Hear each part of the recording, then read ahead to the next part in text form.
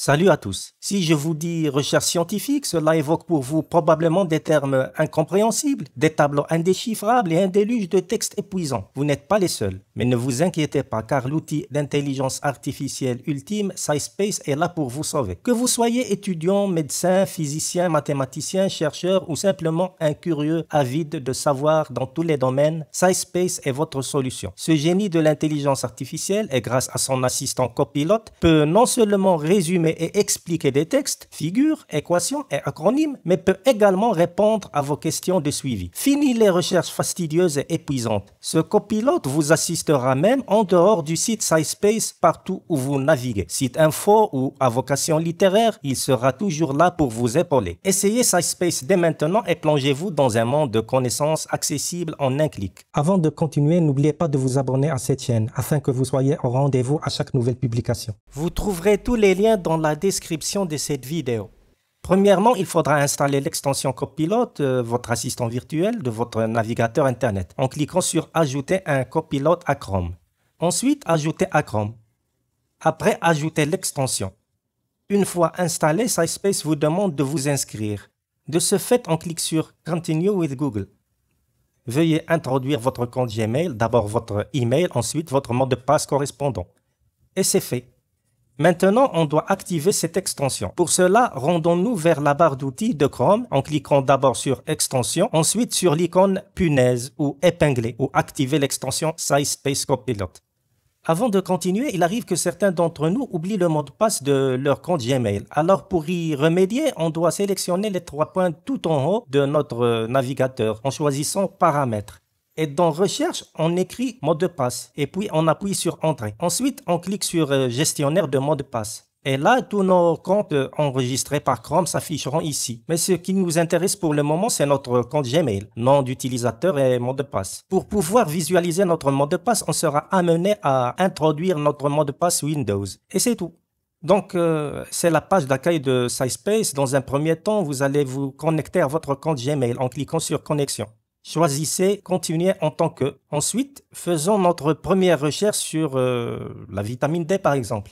Comme vous le voyez, SciSpace a trouvé plus de 37 000 résultats. Alors, pour affiner notre recherche, on peut sélectionner par exemple seulement les recherches datant des 3 dernières années. Maintenant, on a juste un peu plus de 2700 résultats. Vous pouvez affiner davantage en sélectionnant seulement les recherches à propos de la carence en vitamine D par exemple. On peut même faire une recherche par auteur. Pour l'occasion, je vais choisir Thomas N. Seyfried par exemple. Il se trouve qu'il a 267 recherches à son actif, principalement dans le domaine de l'oncologie, Cancer as a Metabolic Disease, ou cancer comme maladie métabolique, pourquoi pas. SciSpace vous donne le paper en question que vous pouvez ajouter à votre collection, si vous le désirez. Dans ce cas, j'ai préalablement créé une collection nommée Oncologie. Comme vous avez pu le constater, la partie droite de votre écran est consacrée au copilote. Par défaut, l'interface est en anglais. Il suffit donc de changer la langue en français et commencer à lui poser vos questions. Et pour vous faciliter la tâche, il va même vous proposer les questions les plus pertinentes et les plus probables, mais curieusement en anglais, alors que toutes ces réponses s'afficheront en français. Je vais lui demander par exemple de résumer l'introduction de cet article.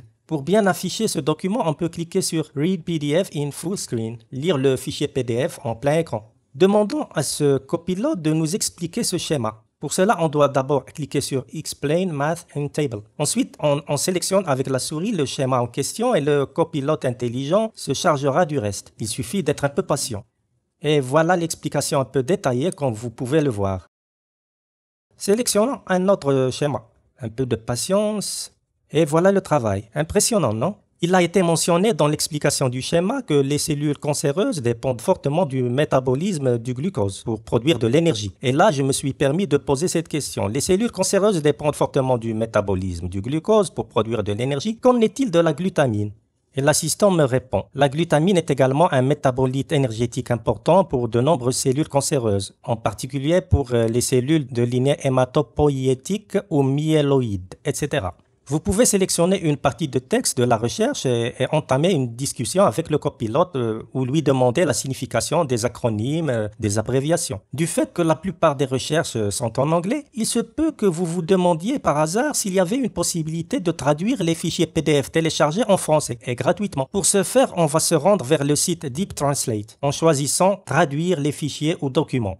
On clique sur sélectionner un fichier pour ouvrir ou uploader le fichier en anglais que l'on a préalablement téléchargé. Ensuite, cliquez sur confirmer. Sélectionnez le français comme langue de traduction et puis traduire en français. Et vous patientez un peu. Une fois le processus de traduction terminé, le fichier PDF traduit va être téléchargé automatiquement sur votre disque dur. Maintenant que vous avez à votre disposition le document de recherche en français, comment alors procéder pour discuter tranquillement avec votre bon vieux copilote de SciSpace à ce propos? Rien de plus facile, il suffit de transmettre ou d'uploader ce document sur votre bibliothèque SciSpace prévue à cet effet. En fait, il y a deux façons de s'y prendre. Soit à partir de la page d'accueil de SciSpace en cliquant sur Upload PDF, ensuite sur Browse. Vous cliquez sur le fichier traduit, ensuite sur Upload One File, soit en faisant la même démarche, mais cette fois à partir de votre bibliothèque SciSpace en cliquant sur Upload PDFs. À partir de votre bibliothèque, cliquez sur le document traduit. Et voilà, vous pouvez poser vos questions comme bon vous semble.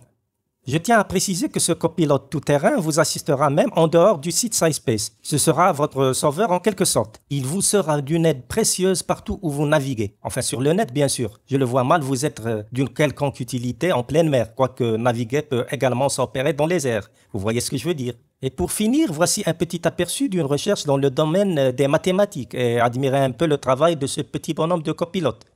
Et ça sera tout pour aujourd'hui. Merci pour votre attention et bonne navigation. Et surtout, soyez prudents. Faites partie de notre aventure en vous abonnant à notre chaîne. Nous serons ravis de vous y retrouver.